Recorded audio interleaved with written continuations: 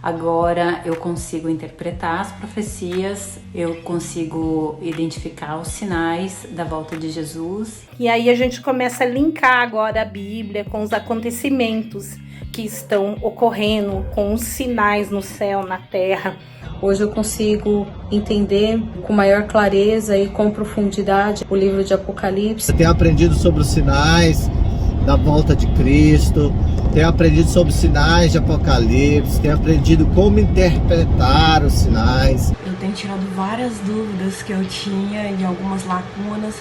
Mas agora eu já consigo entender, eu consigo interpretar os sinais da volta de Cristo. Tem assim nos ajudado a nós pastores a aprofundarmos neste assunto e a termos mais clareza no ensino. Eu tenho mestrado em teologia e nunca estudei algo tão profundo a respeito das profecias do fim dos tempos. Eu descobri que há uma teologia que nos aproxima de Deus. Não é toda teologia que nos afasta do Senhor. E tenho sido transformada na minha maneira de pensar a respeito do livro de Apocalipse e do final dos tempos. Que tem transformado muitas vidas, assim como tem acontecido comigo.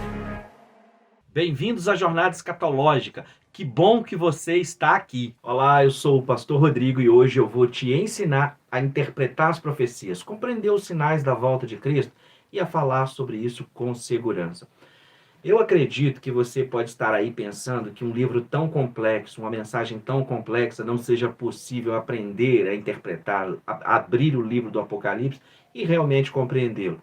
Eu concordaria com você se eu não tivesse visto várias pessoas, por que não dizer centenas, decifrarem o livro do Apocalipse ao longo desses 17 anos que eu estou dando aula de escatologia. É isso, é verdade. Eu dei aula para pastores, dei aula para teólogos, para líderes e para leigos. Sabe o que é o leigo? O leigo é aquela pessoa comum, que ela se interessa por compreender as escrituras, mas ela não tem um título de pastor, de teólogo, de liderança ou de qualquer coisa dessa natureza.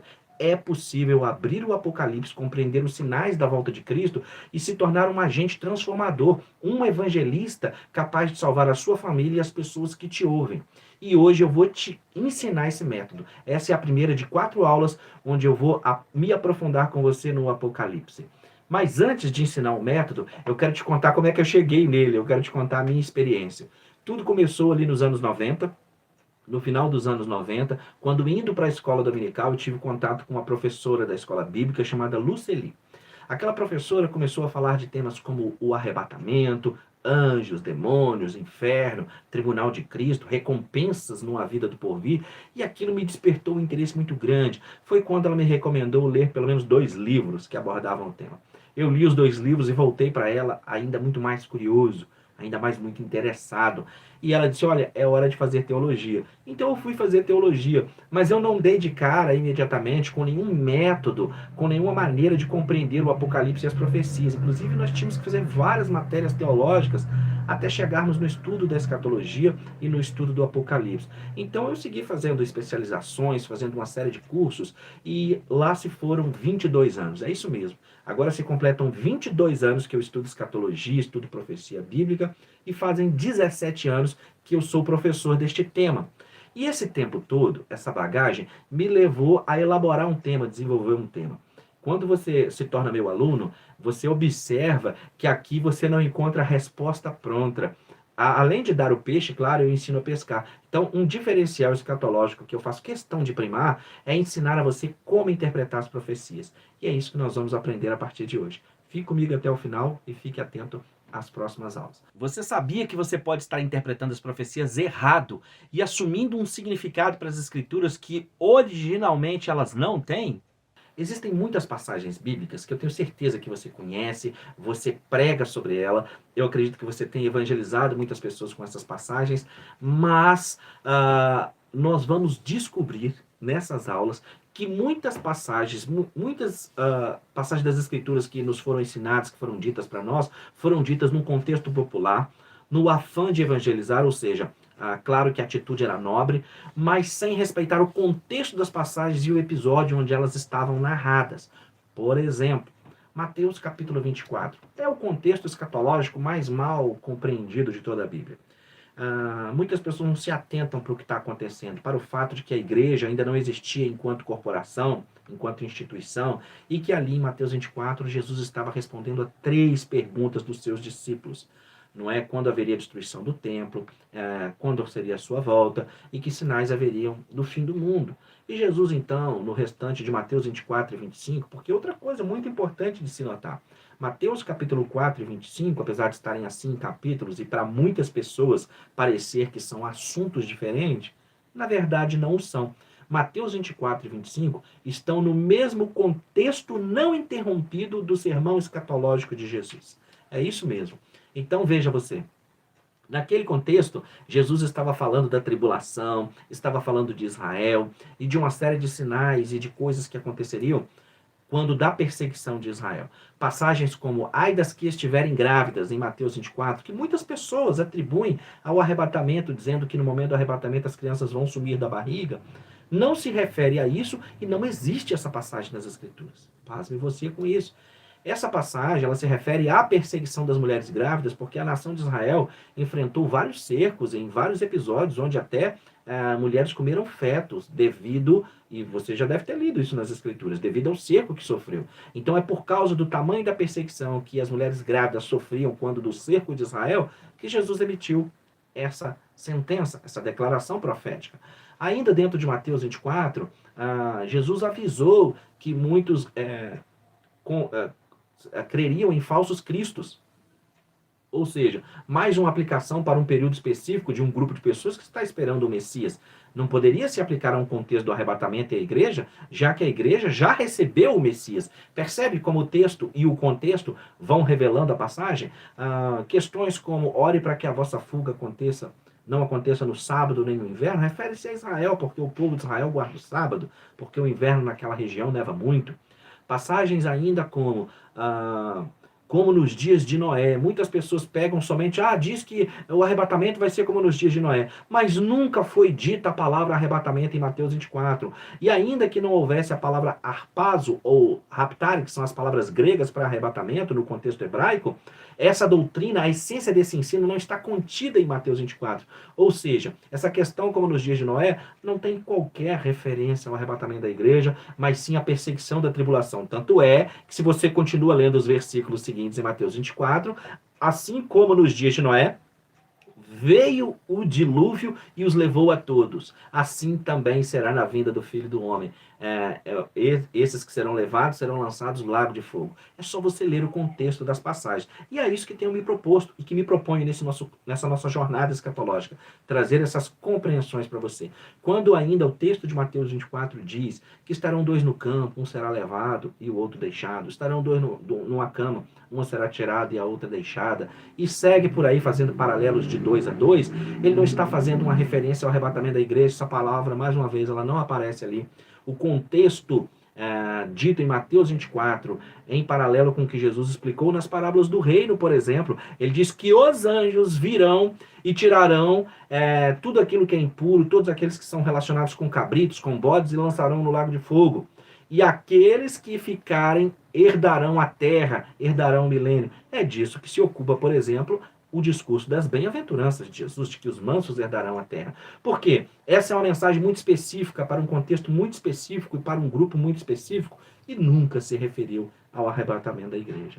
Como eu disse, Mateus 24 e 25 estão dentro de um contexto não interrompido do sermão escatológico de Jesus. Por isso esse sermão continua, quando ele fala das 10 virgens, um texto popularmente utilizado para apresentar o arrebatamento da igreja, numa referência ao fato de que metade da igreja estaria preparada para subir e metade não estaria. Agora veja, ainda que esses textos não se refiram ao arrebatamento da igreja, eles têm muita aplicação para nós. E essas coisas também nós temos discutido e eu vou seguir ensinando a você.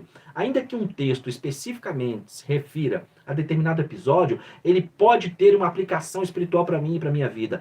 É óbvio que nós podemos aplicar a preparação das 10 virgens ao nosso sentido espiritual da vida. Não fique cochilando, não durma, esteja alerta, esteja atento espiritualmente, seja uma pessoa vigilante, um cristão vigilante. Afinal de contas, vivemos tempos difíceis e mais do que nunca é necessário interpretar as profecias, compreender os seus propósitos. Dentro dessa perspectiva, a aplicação é útil para os cristãos do primeiro século, como é útil para os cristãos do nosso tempo. Agora, no sentido doutrinário, interpretando as passagens, as 10 virgens não são a noiva do Cordeiro. Não estamos ali diante de um casamento polígamo, mas sim essas 10 virgens são as páginas. Isso está em concordância com o Salmo 45, que foi composto para o casamento de um monarca israelita com alguém que não era judia, com alguém que seria aquilo que você conhece pelo nome de gentio, ok? E as 10 virgens, elas são as páginas. No próprio Salmo 45, isso é revelado de uma maneira muito interessante, de uma maneira muito tremenda e profunda. A noiva já se encontra no palácio com o rei, para a qual o noivo chegará junto com essas virgens, as mesmas representadas em Mateus 25. Isso significa que as escrituras, sobretudo as escrituras proféticas, escatológicas, estão dadas dentro de um contexto que não deve ser ignorado. Pelo contrário, se o contexto for ignorado, as pessoas perderão o sentido que a passagem realmente vai querer nos dizer. E os exemplos não param por aí. Quando você lê a história do filho pródigo, imediatamente nós somos instruídos, às vezes por pregações populares, a colocarmos no lugar do filho pródigo. Claro, como eu disse das 10 virgens, toda a passagem das Escrituras tem aplicação direta para a nossa vida e para o nosso relacionamento com Deus e para o cuidado com a nossa vida espiritual. Mas elas têm, em essência, uma revelação. Elas querem revelar o plano e o propósito de Deus que não mudou. O filho pródigo representa Israel. O filho pródigo representa Israel. O filho mais velho, numa representação de ciúmes, representa a igreja, já que como instituição ela surge em Pentecostes. Porém, enquanto plano de Deus, ela existe desde a fundação do mundo, porque a igreja não é um plano B, pelo contrário. Por isso Paulo diz que ela existe desde a fundação do mundo. Ainda que a igreja só vá surgir visivelmente em Pentecostes, em Atos 2, no plano de Deus ela já existia. Então, na revelação do plano profético de Deus, na revelação do plano espiritual de Deus, a igreja já existia. E o filho pródigo é Israel, que acaba indo para o mundo e depois ele volta. Quando nós lemos as Escrituras dessa maneira, tudo fica muito mais claro para nós. As profecias ficam muito mais compreensíveis. Fica muito mais fácil compreender as passagens, compreender as Escrituras. Inclusive, quando nós olhamos para as Escrituras numa perspectiva de Israel e igreja, compreendendo o plano profético de Deus, compreendendo o plano dentro da parábola, inclusive a sequência de parábolas que ocorrem junto com a parábola do filho pródigo, revelam Israel indo e retornando para a presença do Pai. Isso é extremamente importante. Isso é escatologia, isso é profecia bíblica, isso é interpretar as Escrituras. E na próxima aula eu vou falar com você ainda sobre um método de interpretação muito importante que vai afinar, vai ajustar ainda mais a possibilidade de interpretação. Assim como nessa passagem das Escrituras que revela o sentido, o Apocalipse está recheado desse contexto, desse conceito. E sabe o que me move? Ver muitas pessoas se alimentarem de sistemas alarmistas, de sistemas sensacionalistas, sem, na verdade, compreenderem o que diz as Escrituras. E com este método que eu desenvolvi ao longo desses anos e que nós estamos apresentando para você hoje, eu vou te ajudar a interpretar as Escrituras de uma maneira a ler o texto e compreender o que o texto está dizendo. Inclusive, ao longo desses anos, eu desenvolvi uma tabela de símbolos das profecias, onde eu pego o símbolo, explico o que o símbolo é, e, na sequência, ponho a referência bíblica. Por que isso? Não dá mais para vivermos à mercê, refém de pessoas que querem usar o conhecimento para nos manipular. O conhecimento precisa libertar. Foi isso que Jesus disse. Conhecereis a verdade vos libertará. Ok? A verdade, quando conhecemos, quando temos o primeiro contato com ela tem esse poder libertador. E o conhecimento vai nos transformando à medida que agora, com a verdade, fomos libertos. Por isso, é o conhecimento que vai seguir nos transformando. E o conhecimento correto das Escrituras, dessa maneira, com a tabela de símbolos e com outros materiais que desenvolvi e que você vai encontrando aqui, eu tenho certeza você vai se encontrar obreiro aprovado. Obreiro aprovado? Sim, Paulo disse isso em 2 Timóteo 2,15. Procura apresentar-te a Deus como obreiro aprovado, que não tem do que se envergonhar e que maneja bem a palavra da verdade. Portanto, o oposto disso também é verdade. Não manusear ou não manejar bem a palavra da verdade é sinônimo de vergonha. E pense nisso, reflita nisso, atenda o chamado, entenda uma coisa: se você está aqui assistindo essa primeira aula da jornada escatológica, é porque Deus te chamou, é porque o Espírito Santo quer te iluminar, quer te revelar os seus planos e os seus propósitos. Nesta aula eu te ensinei que você pode estar interpretando as escrituras do jeito errado e te provei que muitas vezes as escrituras são carregadas de um sentimento e de um ensino popular que originalmente não faz parte do seu sentido. Na próxima aula eu vou falar sobre o método, vou te apresentar mais conhecimento escatológico e nós faremos isso por porções, para que você possa assimilar tudo, para que você possa assimilar todo o conhecimento. Inclusive, nós criamos uma comunidade no Telegram, onde nós queremos ouvir a sua opinião a respeito dessa primeira aula. Nós criamos lá para que haja interação, para que haja perguntas, para que hajam os feedbacks. Basta você clicar no link que está seguindo aqui embaixo e você entra nessa comunidade para interação. Então, nós estamos fazendo isso para que você tenha a melhor experiência possível. Eu te vejo na aula de amanhã, no mesmo horário. Um grande abraço, até lá!